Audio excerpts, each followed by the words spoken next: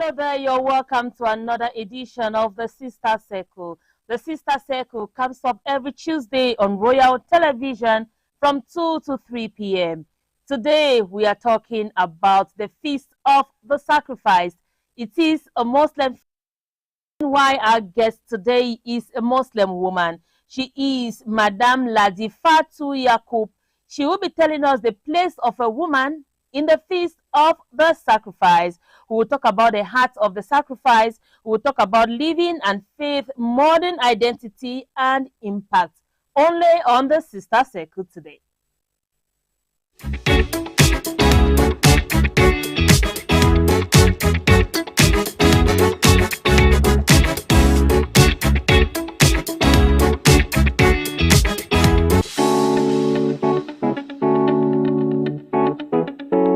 So do not go away. It's promising to be an amazing edition. Having a Muslim woman talk about the Feast of the Sacrifice is something you will not want to miss today on the Sister Circle. The place of a woman in the Feast of the Sacrifice.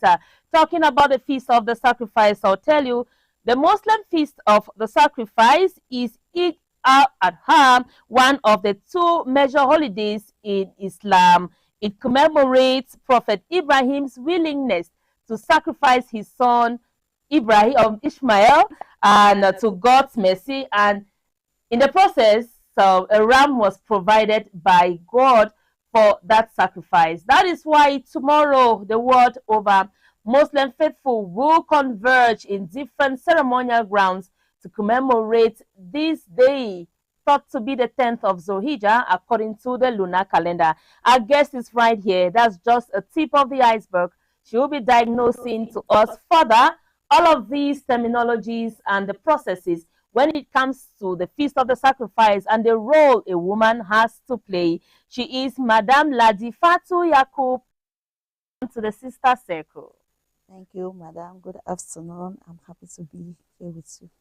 The pleasure is mine. This is Royal Television. Feel free, feel comfortable, feel relaxed because we're talking about women issues. Thank you. All right. I want us to talk about the Feast of the Sacrifice that will be commemorated tomorrow by Muslim faithful in Buea, in the Southwest, in Cameroon, and the world over. The place of a woman in that feast.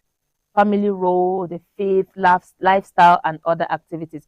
So, as we know, in Islam is called Eid al-Adha and is known as the Feast of the Sacrifice. For you personally, I want to find out, what does this day represent to you beyond the rituals?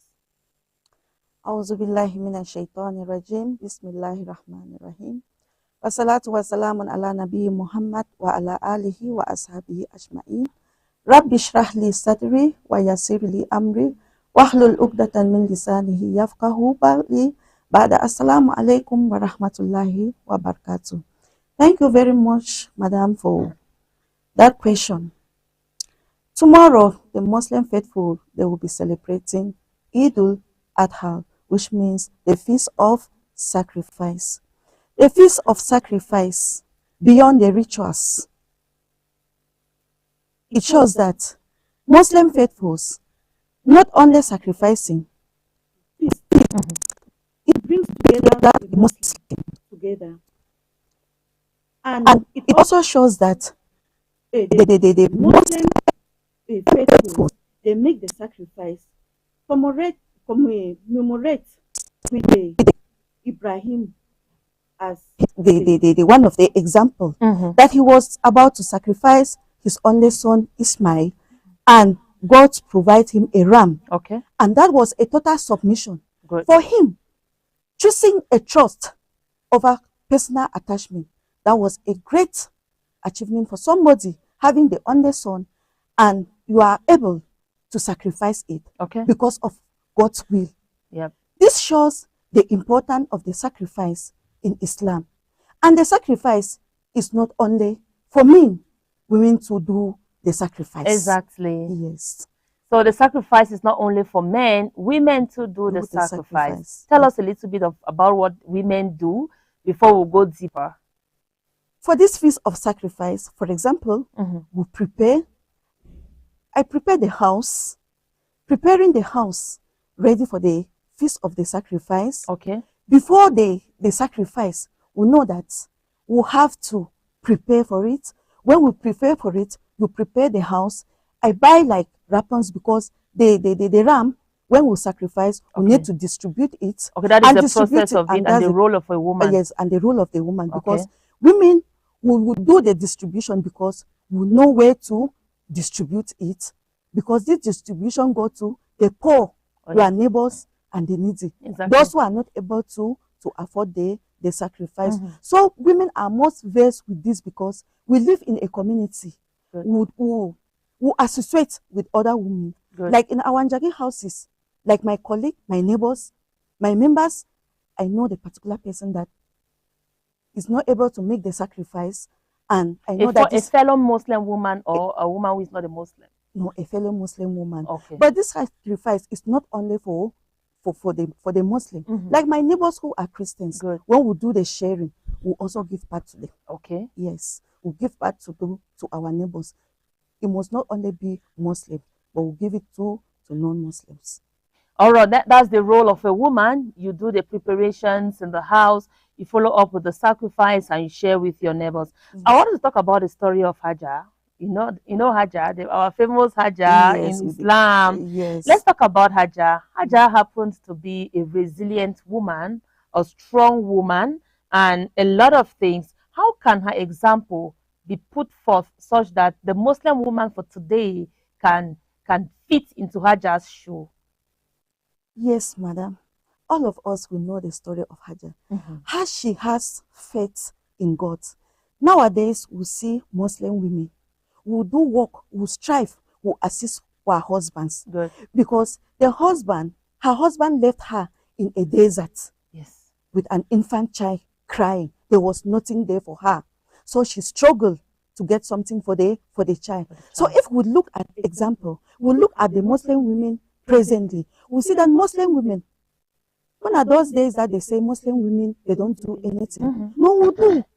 To show that in the absence of our husband, we have to work to take care of the house, to take care of our kids. Good. Yes, because if you sit idle, you will not do anything. And those children, they need you. Just take that for example. Your husband is broke. Maybe he's a worker and he's broke or he's sick. You are the only one in the house. You not only wait and sit. That's what Hajar did. He struggled. So the women will also struggle to work.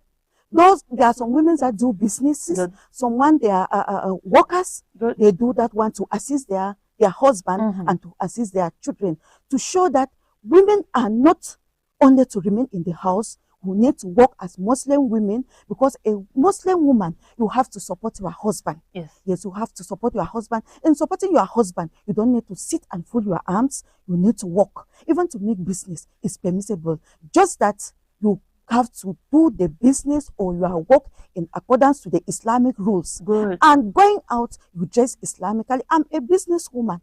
I, for myself, I'm a businesswoman. Going out for my business, I prepare my house. I know that my kids, they need me. I need to prepare food for them. I need to work and I need to assist the house. So you program yourself as a Muslim woman. Know that with religion and work, you have to do the two together so that you can accomplish the mission of assisting your house. All right. As a woman, you need to do all of that to accomplish the mission of assisting your home as a Muslim woman. This message you just gave to fellow Muslim women, I want you to say it in a language they understand, maybe in Fufude, in a language you think they can understand. Just this message, then we continue. It's a very important message. You need to take it. A very important message. Yes. I'm a tribe, I'm a Banso, and I don't know if I'm saying who did that. Just say because Fufude, I'm not versed with it. Okay, it's probably Arabic. When we started like that. Yes, like no, it's Arabic. Like when we start, yes, they talk. At least you send salutations. You get the peace to our prophet before you start. Before you start. So I don't know whether I should say it in my dialect. Say it. Okay. In your dialect. In Wimbum. In Banso. Flamso. Yes. Right on. Yes, I'm from So. Yes, say it. Okay. Thank you, madam, for that opportunity. Okay. The key. Where you remove and try for limdimsi for supporting fa support love sense fa support alumwen so that marriage sense wa do I hate. All right, thank you so much. That is our guest today on the program, Madame Ladi Fatu Yakub, telling women that you need to come out of the hole, come out of the corner you've put yourself, get empowered, become an entrepreneur such that you support your husband. And with all of these, make sure you go in line with the rules and regulations of Islam. Okay, she is our guest on the Sister Circle today, where we are talking about the Feast of the Sacrifice, the place of a woman. And we just listened there to Resilient Hajar, what Hajar went through, and how we can resonate her lifestyle to modern life, especially when it comes to the Muslim community. Because talking about Muslim, talking about Islam, and Hajar is not mentioned as a resilient woman, then there is a problem. She is that one woman who is always being mentioned. She is an example. She is the woman whom the society has made us to understand that you have to be resilient like her. I want us to talk about community and sisterhood, because you stay in communities, like you said, you have neighbors, you have sisters around you. And how does this feast of sacrifice create space for women to connect, support each other, and strengthen community bonds, especially within the Muslim community? Yes, within the Muslim community, the feast of Ramadan always bring solidarity between the women. We join together as the ram is being slaughtered. When it is slaughtered, it is being divided into 3 parts. Correct. So for the parts of the women, we help with those parts to distribute. And as I earlier said, that the feast, the sacrifice is not only for the men. Women too do the sacrifice. Yeah. Doing this, how can you do The it? woman does the sacrifice by slaughtering. The woman can actually slaughter the If animal. you have the heart to slaughter, you can slaughter. Okay. But if you are not able to slaughter, they do it on your behalf. Okay. But that one is in your name. Okay. That you are the one who slaughtered this. Yes, you just stand. Animal. And the person too that is doing the slaughtering know that this ram is for my wife. Okay. It can be your husband. He can slaughter his own. Then after he slaughter your own, yours. Yes. Okay. So with this one, women always join together. As I earlier said, like in Jange houses, what we do to make this possible, when the feast is over, we always open, we get a savings, that we always do the savings at the end of the year, like this one, because this month of Zulhijjah is when the month end, as when the year end, we do the feast of sacrifice, we start saving our money. The end of the year, we do the sacrifice. This one make it easy for women. And with that one, we join together to help other women too. Because when we join, for example, like, it's not only a ram that we slaughter. Okay. Yes, women can join, team together, like 3, 5, and 7 to slaughter a cow. Very correct. Yes, like for a cow, yes, 3 can do it, 5 can do it, 7. Okay. So, like in our own community, if we see that it's good for us to join with other women so that they should not feel abandoned, or they should not feel left out, that we cannot also do it. We'll do this to join together so that it will make all the women to feel the same in the feast. With the feasting, they are together, sharing together, eating together, and join and feasting together. That one will make everybody to be equal. Exactly. Because as women, we always know ourselves, we know our colleagues in our society. Like neighbors, I know that this my neighbor, she's not up to date. She's a widow. She's not able to do it. Yes. We know we have orphan children, and that widow, she's not able to sacrifice. We know where we can help her. So doing like that, we'll bring them together, and it will bring that solidarity. The support, the connection, support and the connection bonds. Yes, and everybody would be happy. That's how we do it, so that all the women, they celebrate this feast happily, and nobody will be left out. We'll support even them with even dresses. Yes, you know that this one, maybe she cannot afford to buy a dress for herself. You support her, even with the children. You support her to make everybody to live equal, happy, and okay for the okay celebration. for the celebration of All the right, feast. that is the connection, that is the support, that is the community bond that is built ahead of the celebration of the feast. You talked about animals being slaughtered, like 5, 4, 3 women can come together. They can save their money all through the year. Yes. And when it comes to this feast, they get a cow. Yes. We've talked about the ram. Yes. Which other animal can be sacrificed? Camel. Camel, okay. Yes. How about this, our local chickens? No, It's we don't okay. slaughter chicken. We don't slaughter chicken. All right, thank you so much. She is our guest today on the Sister Circle. She is Ladi Fatu Yakub, and we are talking about the place of a woman in the Feast of Sacrifice coming up tomorrow, Wednesday, the 27th of May, 2026. I want to talk about addressing misconceptions. You know, with the feast and the different holidays that are being celebrated by the Muslim community, there happens to be misconceptions sometime along the line. So there are often misunderstandings about the place of woman in Islamic celebration. What is that one thing that if you want to tell members of the public about women and Islam that you want them to know, a misconception, but then you say, I must say it, for you to know that thing that you're thinking is not correct? All right. If you have 2 or 3, you can tell us, but we need just one for the sake of the program. Okay. The Sunnah, as for this feast, the Prophet sallallahu alaihi wasallam, he commanded all the women of all ages, even the ones that are menstruating, the one that just give birth, that they are not able to pray. He advised that all the women should go out for congregational prayers.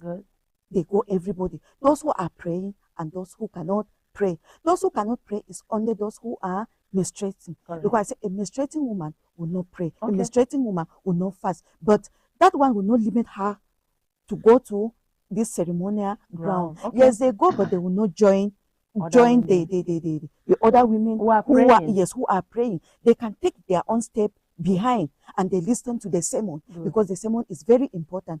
It passes the message how we are going to celebrate the feast, how we are going to live in the society, how to make the feast to be successful and not to go out from the rulings of Islam. But because if you remain in the house, you will not know how that feast is being celebrated. So the Prophet, he encouraged all the women to go out to feast together because we supplicate together, we beg God together so that he answered all our prayers. We go with our children, not leaving the children behind. Everybody go. That's the day that every Muslims will need to go. If we are talking about all the Muslims, no exemption. So all the Muslims, they need to go, except those who are seriously sick, who cannot be carried. Who cannot be carried.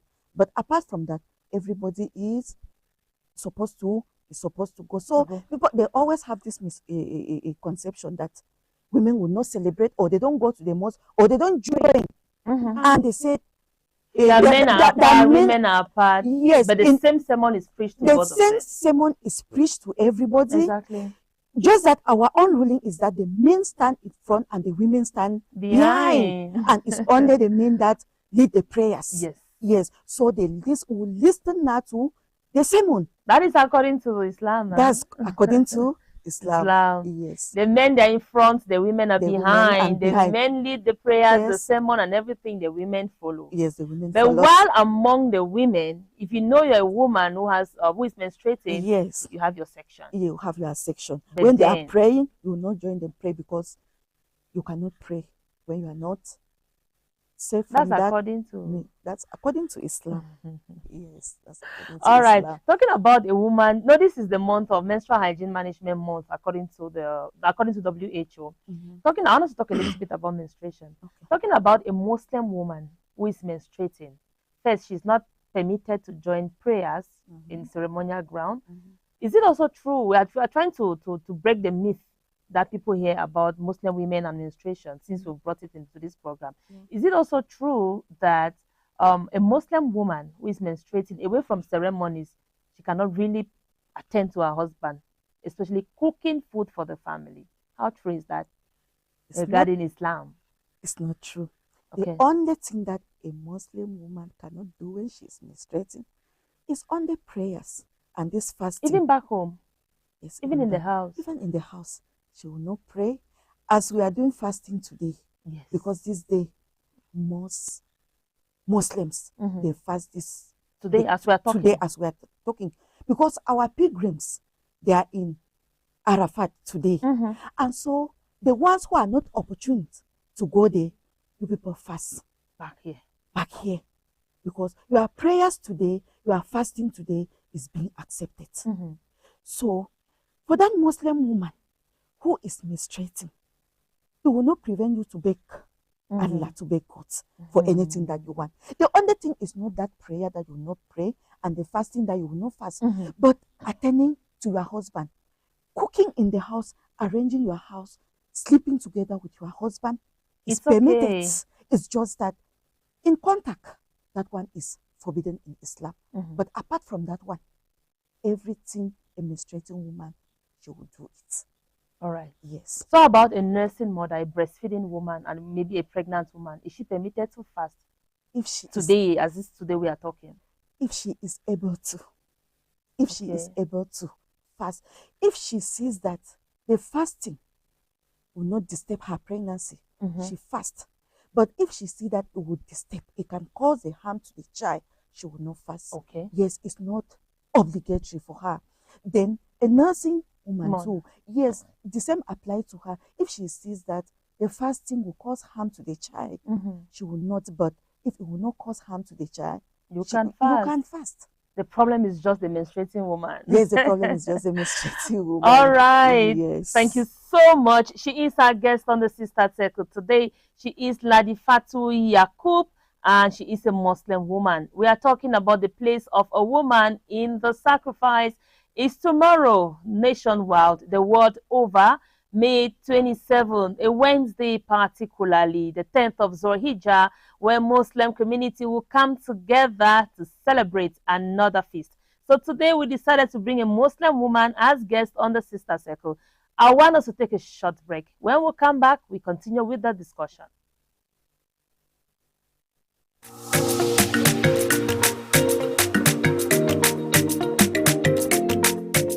Looking for a powerful way to make your business stand out? Want your products and services to reach thousands of people every single day? Welcome to Royal Advertising Agency, your mobile publicity powerhouse. With our fully equipped advertising van fitted with high-quality speakers, we take your message directly to the streets, directly to the people, directly to your customers.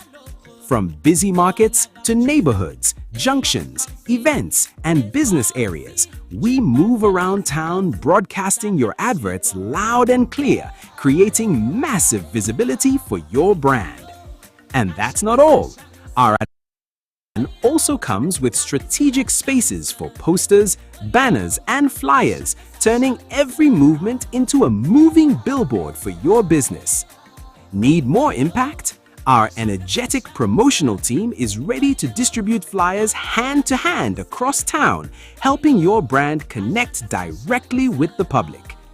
We offer free business consultancy, audio and video spot production, graphic designs of all types. Whether you're promoting a new product, announcing an event, running a campaign, or growing your business, Royal Advertising Agency is your trusted partner for effective outdoor publicity. Don't just advertise, dominate the streets with visibility. Call now 670-743-034. Royal Advertising Agency, taking your business everywhere.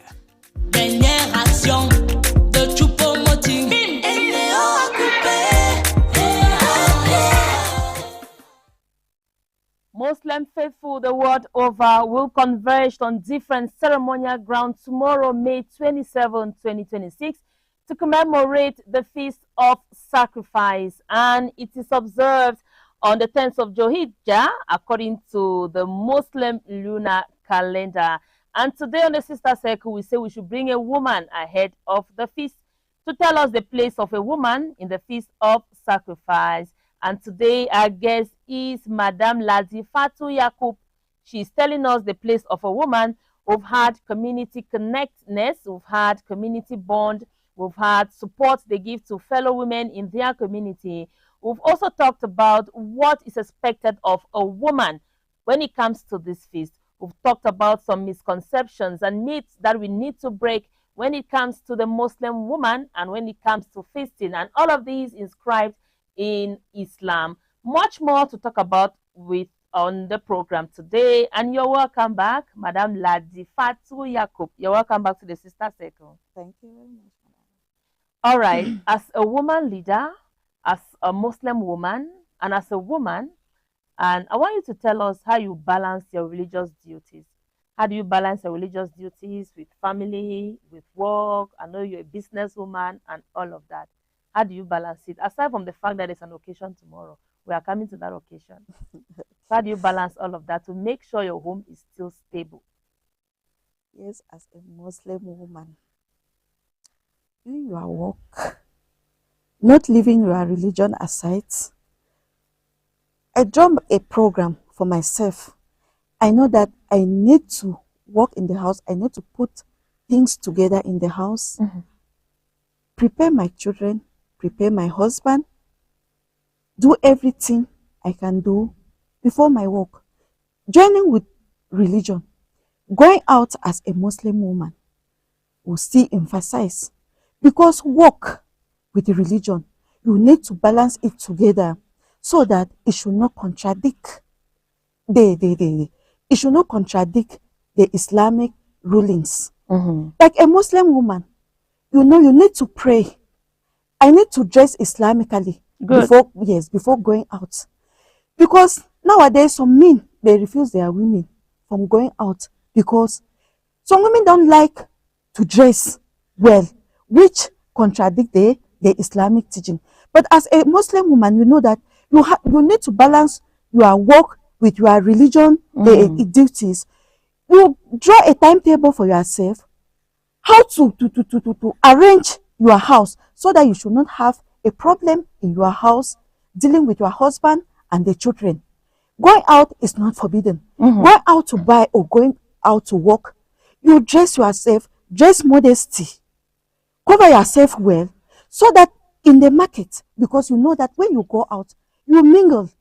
Because we Muslim, we always take those precautions, because we don't just mingle with anyhow. So when you program yourself, program your house, know that you are going out, you dress Islamically. When you dress modesty, you know that you will not have any problem. Your husband too will not have any problem with you.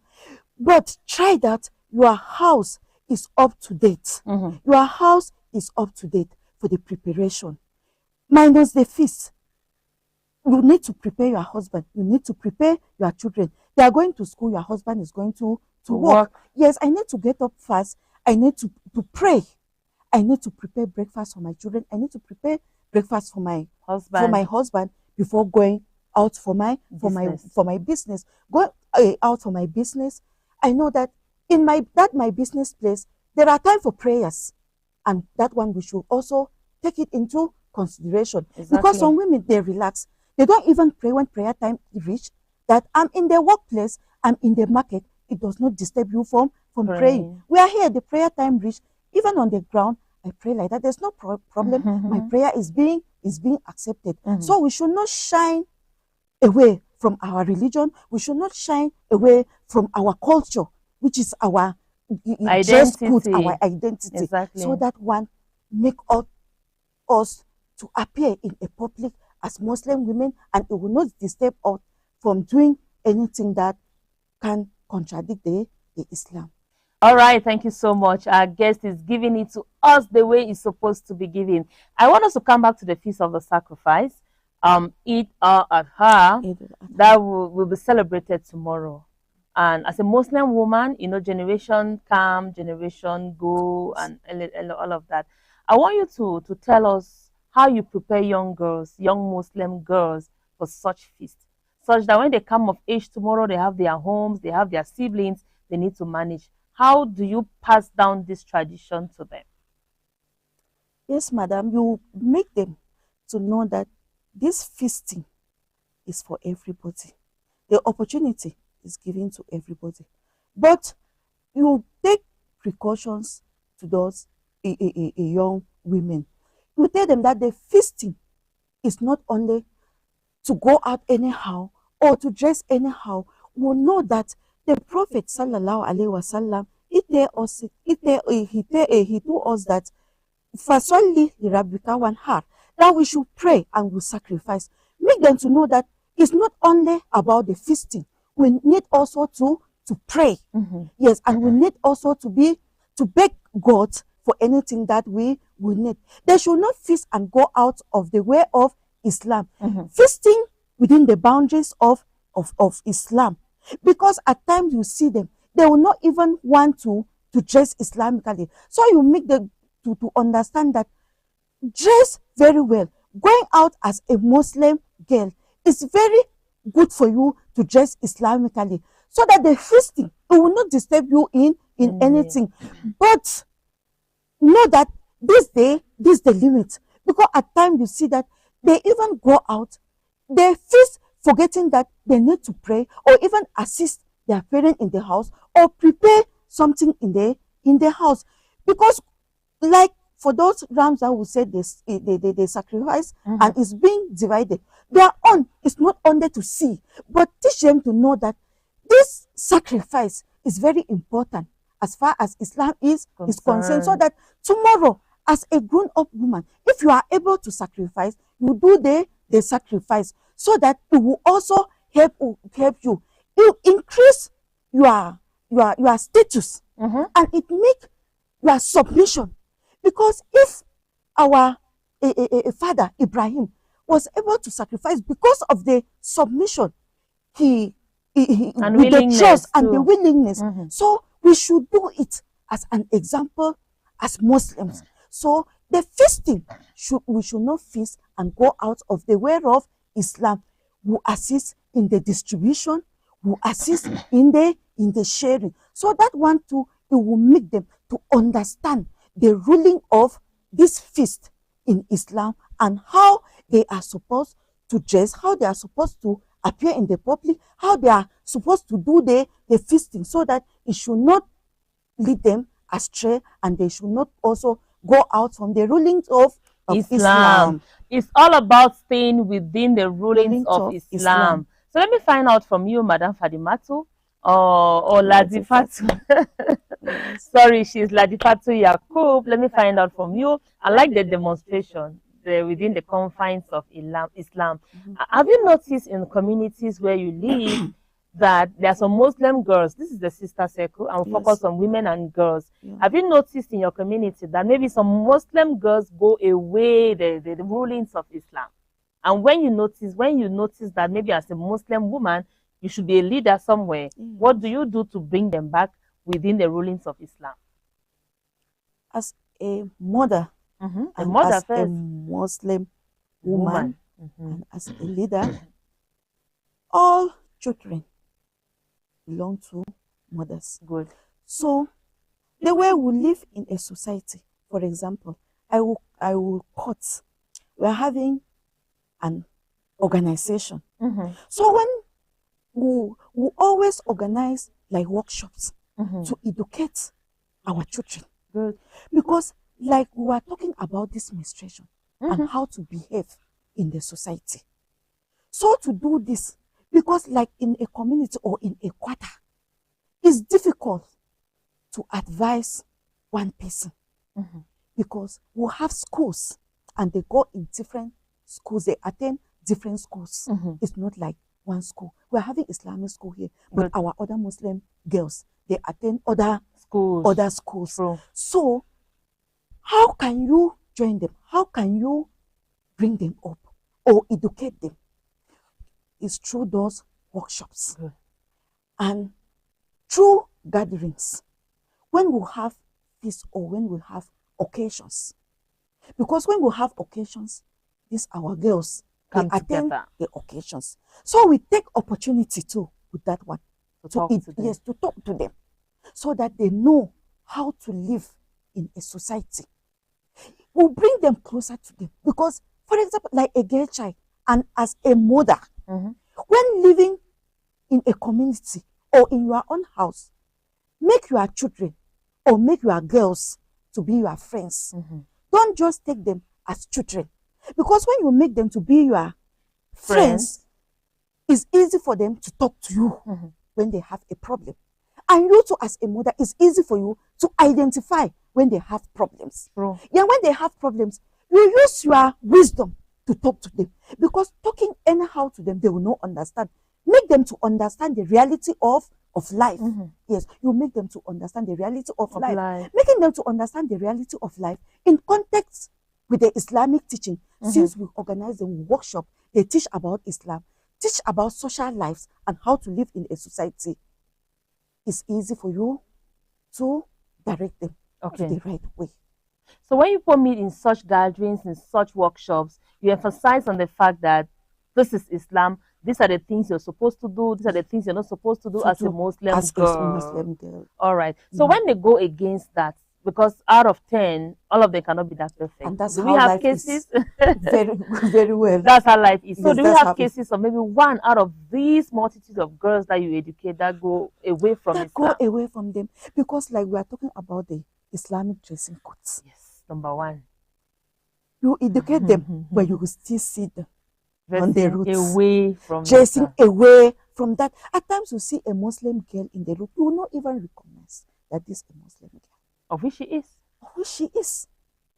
Those are the ones that go against the ruling. Teachings and rulings of Islam. What will you do? Continue educating. Yes, continue the education. Continue the education. Because there are some stages in life for girls that when they reach, when you are educating them, they see as if it's not important. That's it. But after, they will realize it. And your role as a Muslim woman is that you will not leave them. Continue bringing them together. Continue educating them. You will not get tired. Exactly. Because your own child in the house, telling him or her to do this, coming back, they will not do the thing. But you will not leave them because they did not do it. You need to continue telling them, this is how we have to live in a society. This is what we need to do.